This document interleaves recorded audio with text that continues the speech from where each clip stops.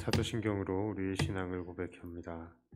전능하사 천지를 만드신 하나님 아버지를 내가 믿사오며 그 외아들 우리 주 예수 그리스도를 믿사오니 이는 성령으로 잉태하사 동정녀 마리아에게 나시고 본디오 빌라도에게 고난을 받으사 십자가에 못 박혀 죽으시고 장사한 지 사흘 만에 죽은 자 가운데서 다시 살아나시며 하늘에 오르사 전능하신 하나님 우편에 앉아 계시다가 저리로서 산자와 죽은 자를 심판하러 오시리라.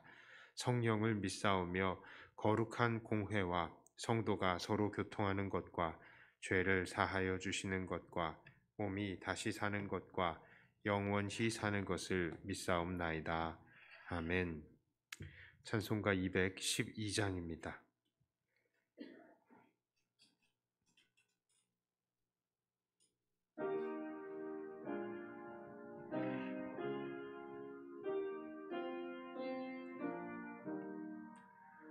겸손히 주를 섬길 때 괴로운 일이 많으나 구주여 내게 힘주사 잘 감당하게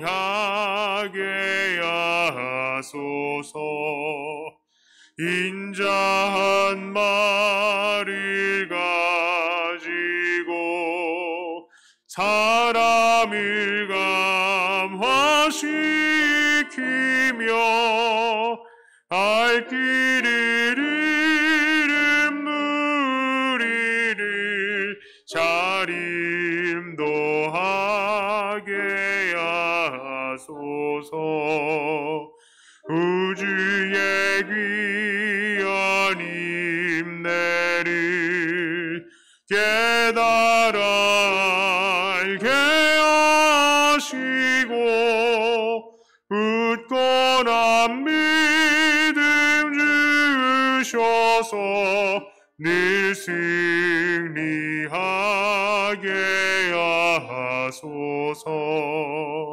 장래의 영광 비추사 소망이 되게 하시며 우주와 함께 살면서 참 평강 얻게 하소서. 아멘.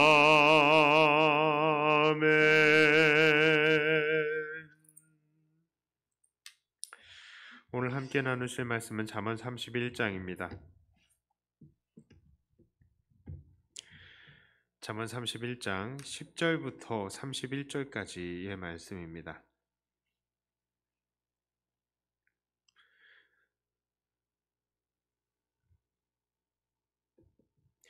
이 말씀을 제가 봉독해 올립니다. 누가 현숙한 여인을 찾아 얻겠느냐? 그의 값은 진주보다 더하니라. 그런 자의 남편의 마음은 그를 믿나니 산업이 핍절하지 아니하겠으며 그런 자는 살아있는 동안에 그의 남편에게 선을 행하고 악을 행하지 아니하느니라. 그는 양털과 삶을 구하여 부지런히 손으로 일하며 상인의 배와 같아서 먼 데서 양식을 가져오며 밤이 새기 전에 일어나서 자기 집안 사람들에게 음식을 나누어 주며 여종들에게 일을 정하여 맡기며 밭을 살펴보고 사며 자기의 손으로 번 것을 가지고 포도원을 일구며 힘있게 허리를 묶으며 자기의 팔을 강하게 하며 자기의 장사가 잘 되는 줄을 깨닫고 밤에 등불을 끄지 아니하며 손으로 손뭉치를 들고 손가락으로 가락을 잡으며 그는 곤고한 자에게 손을 펴며 궁핍한 자를 위하여 손을 내밀며 자기 집 사람들은 다 홍색 옷을 입었으므로 눈이 와도 그는 자기 집 사람들을 위하여 염려하지 아니하며 그는 자기를 위하여 아름다운 이불을 지으며 세마포와 자색 옷을 입으며 그의 남편은 그 땅의 장로들과 함께 성문에 앉으며 사람들의 인정을 받으며 그는 배로 옷을 지어 팔며 띠를 만들어 상인들에게 맡기며 능력과 존귀로 옷을 삼고 후일을 웃으며 입을 열어 지혜를 베풀며 그의 혀로 인애의 법을 말하며 자기의 집안일을 보살피고 게을리 얻은 양식을 먹지 아니하나니 그의 자식들은 일어나 감사하며 그의 남편은 칭찬하기를 덕행 있는 여자가 많으나 그대는 모든 여자보다 뛰어나다 하느니라. 고운 것도 거짓되고 아름다운 것도 헛되나 오직 여호와를 경외하는 여자는 칭찬을 받을 것이라. 그 손의 열매가 그에게로 돌아갈 것이요 그 행한 일로 말미암아 성문에서 칭찬을 받으리라. 아멘. 자, 본문은 어머니가 그의 아들 르무엘 왕에게 주는 교훈이라고 합니다. 여기서 나오는 르무엘이라는 왕에 대해서 성경에서 역사적으로 르무엘 왕이 있느냐 하면 없습니다. 예, 아무래도 이 르무엘이라는 이름은 어떤 왕의 애칭이나 별명 같은 것이 아닌가 하는 그런 생각이 듭니다. 어머니는 왕인 아들에게 몇 가지 경고를 하였습니다. 그리고 그것은 바로 여자 조심, 술 조심, 그리고 공평과 정의로 약한 자들을 도와야 한다라는 것이죠. 그리고 나서 이 어머니는 이상적인 여인의 상을 보여주고 있습니다. 10절에서 누가 그 여인을 찾아 얻겠느냐라고 하면서 얻는다라는 말을 하니까 바로 르무엘 왕이 결혼을 해야 할 이상적인 아내의 상을 그리고 있는 것입니다. 어머니 본인의 입장에서 본다면 이것은 며느리상이죠. 자, 본문을 보면 이 시어머니의 욕심이 얼마나 과한지 이 현실에서는 이런 여인이 과연 존재할 수 있을까 하는 그런 의심이 들 정도입니다. 그런데 이 어머니가 바라는 현숙한 여인의 모습에서는 독특한 특징이 있습니다. 그것은 바로 이 여인을 묘사하는 말들 중에 가끔씩 이 군대에서나 쓰이는 용어가 사용이 되고 있다는 것이죠. 이 현숙한 여인이라는 말에서 현숙하다라는 말은 다른 말로는 덕스러움을 의미하기도 하지만 성경의 또 다른 부분에서는 이 단어가 능력, 힘, 부와 같은 단어로 해석이 되고 있습니다. 이것은 당시 바로 용맹스러운 전사의 모습을 묘사할 때 이 단어들을 쓰는 것입니다.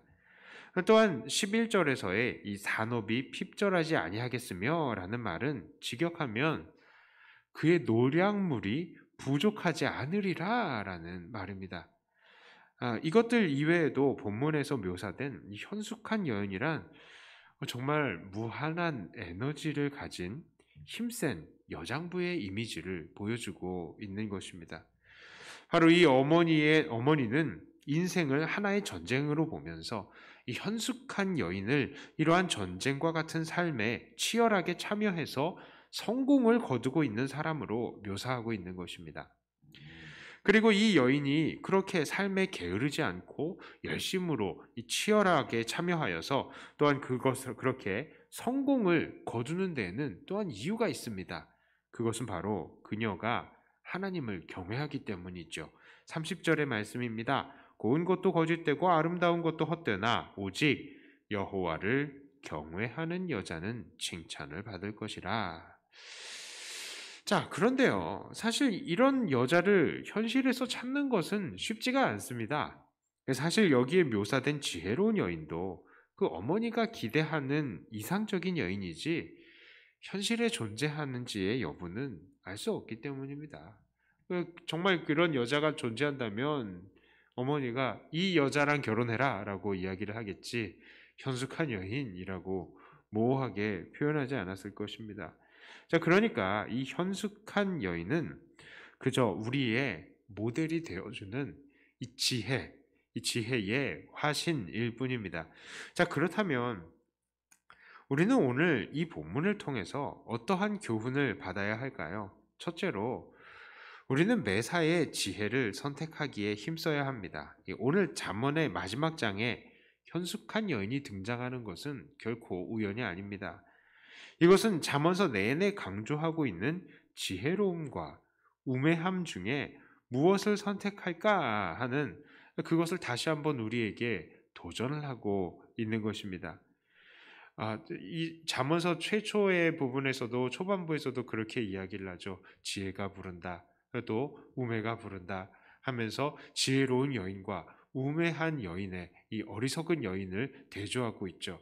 그런데 이 우매한 여인, 어리석은 여인은 어떻게 묘사합니까? 상당히 요염하고 남자들에게 매력을 발산하는 그런 여자들이라는 것이죠. 그런데 오늘 현숙한 여인은 어떻습니까? 얼굴 예쁘다, 뭐 향기롭다 그런 거랑은 거리가 멀죠. 장군, 대장부, 걱실걱실. 자, 요염하고 아름다운 여자를 택할래? 아니면 걱실걱실한 이런 여자를 택할래? 그런데 눈앞에 보이는 것에 빠지지 말라는 거예요.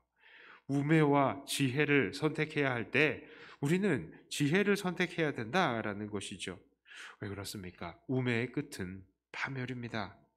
우리가 이 우매함을 선택할 때에 결국 우리는 심판의 대상이 되고 멸망을 받게 될 것입니다. 그러나 지혜의 결과는 어떻습니까? 풍요로움입니다. 칭찬입니다. 하나님의 영화입니다. 마치 오늘 장군 같은 현숙한 여인을 얻게 되는 자에게 결국 풍성함이 약속되는 것처럼 말이죠. 그러므로 오늘 우리들은 매사에 현숙한 여인과 같은 지혜로움을 선택해야 합니다. 이 현숙한 여인은 우매한 여자같이 매력적이지 않아 보일지는 몰라도 이 현숙한 여인을 선택했을 때에 결국 풍요로움이 보장되듯이 우리가 하나님을 택하고 지혜로움을 택하는 것이 세상에서 보았을 때에는 참 답답해 보일지라도 결국 그것이 우리에게 미래를 약속하는 것입니다. 그러므로 우리는 항상 지혜를 선택해야 할 것입니다. 오늘 우리가 본문을 통해서 볼 수 있는 두 번째 교훈은 바로 우리가 이런 현숙한 여인이 또한 되어야 한다는 것입니다. 왜 그렇습니까? 우리들 모두는 주님의 신부이기 때문입니다. 주님께서는 우리의 남편이 되셔서 우리에게 이 세상의 살림을 맡기셨습니다. 그래서 우리는 이 세상에서의 삶을 꾸려가면서 우리의 신랑 되신 주님께 기쁨을 드리기 위해서 노력하고 있는 것입니다. 그러므로 오늘 우리들도 이러한 장군 같은 현숙한 여인이 이 집안 살림을 지혜롭게 성실하게 꾸려나가고 있는 것처럼 우리 주님께서 우리에게 맡기신 임무들에 충성하면서 주님의 몸된 교회를 아름답고 건강하게 일으켜 세워야 하는 것입니다. 사실 우리들의 믿음의 생활과 이 하나님의 품 안에는 여러 가지가 요소가 있죠. 뭐 쉼도 있고요. 기쁨이 있고 평안이 있습니다.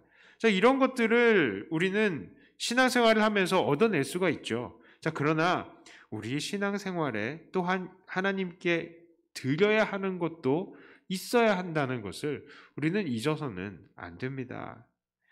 그래서 우리는 신앙생활을 이어가면서 노력해야 되는 부분들도 있고요. 절제해야 될 때도 있고 하나님을 기쁘시게 하기 위해서 많은 수고를 아끼지 않아야 되는 것도 필요한 것입니다. 그래서 우리는 현숙한 여인과 같이 되어야 한다는 것이죠.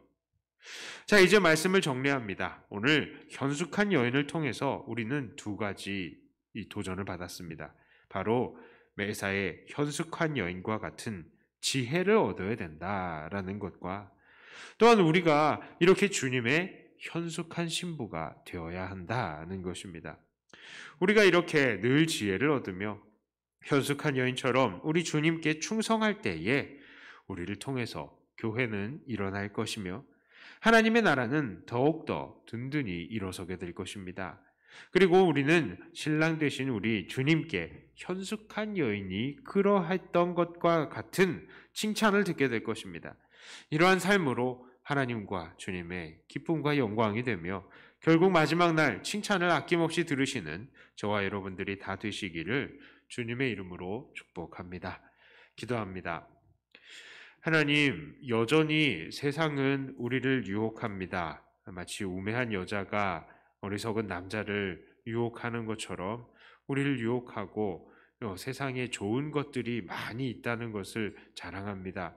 그러나 우리는 그 세상의 우매함에 우리의 손길을, 우리의 발길을 가게 하지 않게 하여 주시고, 하나님, 비록 조금 못나 보일지 몰라도 이 세상에서 매력이 떨어져 보이는 것 같을지라도 결국 현숙한 여인과 같은 지혜를 선택하는 우리들이 되게 해 주시옵소서.